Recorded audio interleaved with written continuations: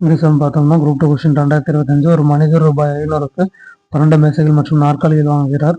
ஒரு மேசையின் விலை ரூபாய் 50 ஒரு நாற்காலியின் விலை ரூபாய் 40க்கும் வாங்குகிறார் எனில் அவர் வாங்கிய நாற்காலி மற்றும் மேசையின் விலை விகிதத்தை காண்க அப்படின்னு விகிதத்தில் கேட்டிருக்காங்க. இதுக்கு ஆன்சர் என்னன்னா விகிதத்தில் வரணும். டோட்டல் நம்பர்ஸ் அப்படின்றது டோட்டல் நம்பர் ஆஃப் சேர்ஸ் அப்படின்றது வந்து நமக்கு தெரியணும். டேபிள்னு தெரியும், சேர்ன்னு தெரியும்.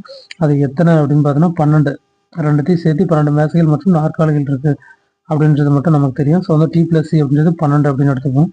அது டோட்டல் அமௌண்ட் அப்படின்னு பார்த்தோம்னா அது கொடுத்துருக்காங்க. ஏன்னா ஒரு சேரோட ஒரு மேசையின் விலை இருந்தது 50, அதனால் ஒரு மேசையின் விலை 50ன்றனால 50T அப்படின்னா ஒரு நாற்காலின் விலை 40 சொல்லியிருக்காங்க. ஸோ வந்து 40 சேர் அப்படின்றது சின்னு எடுத்துக்கிறோம். இஸ்இக்குவல் டு எவ்வளோன்னு சொல்லியிருக்காங்க, டோட்டலாக 500 ரூபா வருதுன்னு சொல்லிட்டாங்க. ஸோ இது ஒரு ஈக்குவேஷன் எடுத்துக்கிறோம். இதை வந்து பார்த்தோம்னா இந்த ஈக்குவேஷனையும் வந்து சமப்படுத்தி அடிக்கணும். அதனால் என்ன பண்ணுவோம் அப்படின்னா இன்ட்டு 50 போட்டோம்னா ஈக்குவல் வரும். அதனால் 50T இதை வந்து பண்ணோம் அப்படின்னா இந்த மாதிரி இந்த இது வரும். 50T + 50C இஸ்இக்குவல் டு 1250 அப்படின்றது 600. ஸோ இது ஒரு ஈக்குவேஷனாக எடுத்துகிறோம், இந்த இது ஒரு ஈக்குவேஷனாக எடுத்துக்கிறோம். ஸோ 2T போட்டு அடிக்கிறோம்.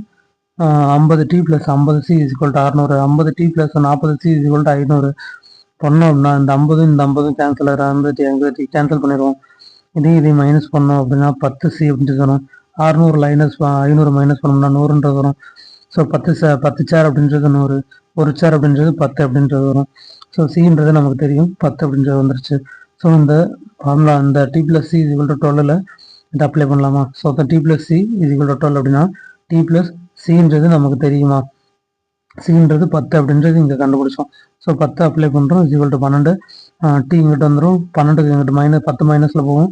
ஸோ 2 அப்படின்றது வந்து T அப்படின்றது கண்டுபிடிக்கலாம். 2 அப்படின்றது வந்துடும்.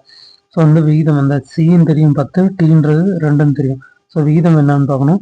இதில் கேட்டுக்கிறதுக்கு வந்து ஃபஸ்ட்டு பார்த்தோம்னா நாற்காலி மேசைன்னு ஃபஸ்ட்டு பார்த்தோம்னா நாற்காலி, அதுக்கப்புறம் தான் மேசை மற்றும் மேசை என்ன கேட்டிருக்காங்க, அதோட விகிதம் தான் கேட்டிருக்காங்க. ஸோ நாற்காலி ஃபஸ்ட்டு போடணும், மேசை 2வது போடணும். நாற்காலியோட விகிதம் என்னன்னு பார்த்தோம் அப்படின்னு பார்த்தோன்னா நாற்காலி சேர் அப்படின்றது 10 அப்படின்னு பார்த்துருந்தோம். ஸோ 10 போட்டுக்கிறோம். அதே மாதிரி மேசை டேபிள் அப்படின்றது 2ன்னு பார்த்துருந்தோம், அதனால் 2 போட்டுக்கிறோம். இந்த 2த்தையும் 10:2ன்னு வரும். இதையும் கேன்சல் பண்ணோம் அப்படின்னா 5:1 அப்படின்றது வரும். ஸோ இந்த ஆன்சர் இஸ் 5:1.